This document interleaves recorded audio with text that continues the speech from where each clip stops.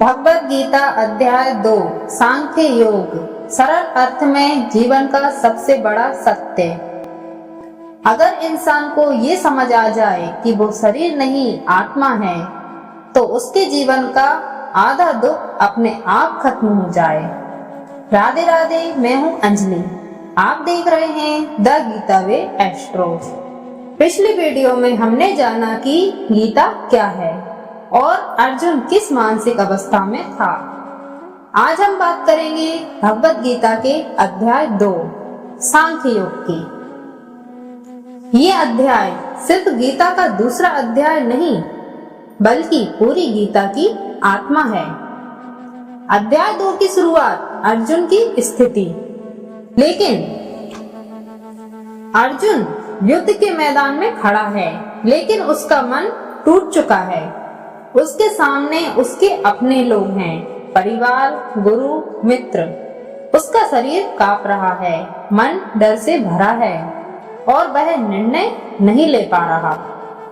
वह भगवान श्री कृष्ण से कहता है, मैं नहीं जानता क्या सही है और क्या गलत। मैं युद्ध नहीं कर सकता।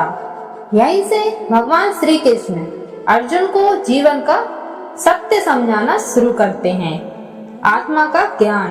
अध्याय 2 का सबसे बड़ा संदेश। भगवान श्री कृष्ण सबसे पहले कहते हैं, तुम जिस शरीर को देख रहे हो वह नश्वर है, लेकिन आत्मा न कभी जन्म लेती है न कभी मरती है। शरीर बदलता है, जैसे हम पुराने कपड़े छोड़कर नए कपड़े पहनते हैं, लेकिन आत्मा हमेशा एक जैसी रहती है। इसका अर्थ यह है कि जिसके लिए अर्जुन रो रहा है वह वास्तव में नष्ट होने वाला नहीं है। डर और शोक का कारण। भगवान श्री कृष्ण बताते हैं, हम दुखी इसलिए होते हैं क्योंकि हम अपने आप को शरीर मान लेते हैं। हम डरते हैं मौत से, नुकसान से, हार से, लोगों की राय से। लेकिन जब इंसान ये समझ ले कि वह आत्मा है, तो डर कमजोर पड़ने लगता है। कर्म का सिद्धांत। कर्मयोग अध्याय 2 का सबसे महत्वपूर्ण संदेश है। कर्म करो, फल की चिंता मत करो। भगवान श्री कृष्ण कहते हैं, तुम्हारा अधिकार सिर्फ कर्म पर है, फल पर नहीं। अगर तुम फल के डर से कर्म करना छोड़ दोगे तो जीवन रुक जाएगा। इसलिए सही कर्म करो, पूरी ईमानदारी से करो, लेकिन परिणाम भगवान पर छोड़ दो। संभाव की शिक्षा। भगवान श्री कृष्ण अर्जुन को सिखाते हैं, सुख और दुख, लाभ और हानि, जीत और हार, इन सबको समान भाव से स्वीकार करो। जो इंसान हर स्थिति में अपने मन को स्थिर रख पाता है, वही वास्तव में ज्ञानी है। इंद्रियों पर नियंत्रण। अध्याय 2 में ये भी बताया गया है, अगर इंसान अपनी इंद्रियों पर नियंत्रित नहीं रखता तो उसका मन भटक जाता है और भटका हुआ मन गलत निर्णय करवाता है। इसलिए संयम, धैर्य, आत्मनियंत्रण ये जीवन की सबसे बड़ी ताकत है। स्थिर बुद्धि वाला व्यक्ति।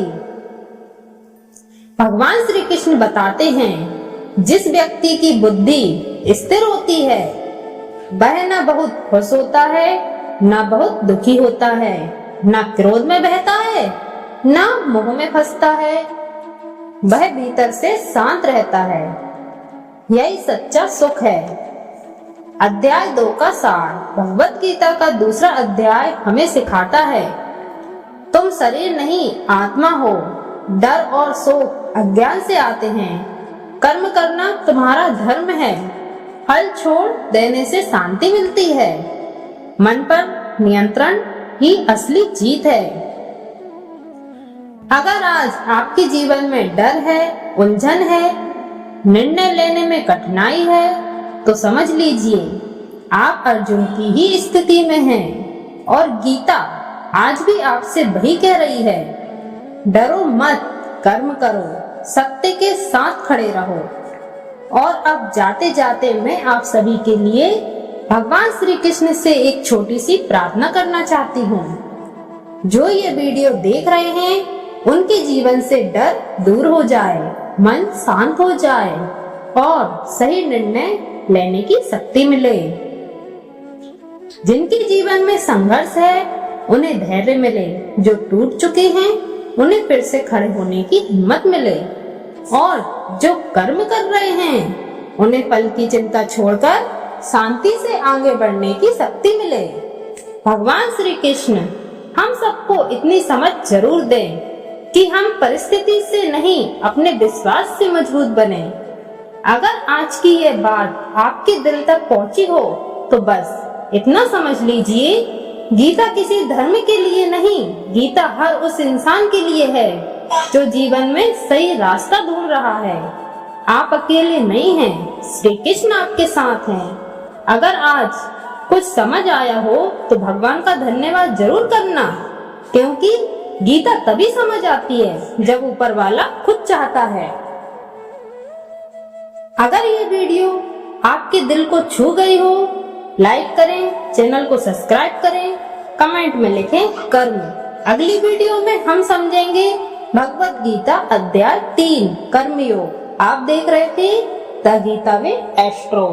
राधे राधे, मिलते हैं अगली वीडियो में।